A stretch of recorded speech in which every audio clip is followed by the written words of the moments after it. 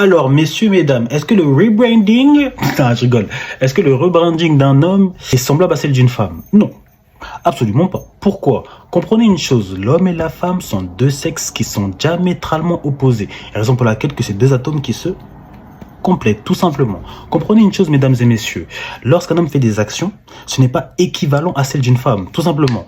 Un exemple tout con, si un homme a été un Chippendale, il a été un Chippendale, ma foi, il était là, il montre un peu ses beaux muscles, ses abdos saillants, effectivement, il attire des femmes. Encore une fois, ça sera pas problématique, parce qu'en l'occurrence, lorsque c'est un homme, ça peut passer parce que c'est un homme, n'est-ce pas? Le problème, c'est que lorsque c'est une femme, ma foi, faut comprendre, en fait, la femme est le symbole de la pureté et de la virginité. Ce qui veut dire que si une femme demain a un passé de paillasse, d'une femme qui est vaginalement sociable, qui a un trou systématiquement à combler, ce qui fait qu'elle se retrouve dans des caves au lieu de se retrouver dans des bibliothèques ou cégelles, tout simplement, ma foi, malheureusement, ça peut impacter son futur. La femme, faut comprendre une chose, c'est que c'est un joyau, c'est un diamant qu'on préserve, qu'on veut tailler, qu'on veut polir.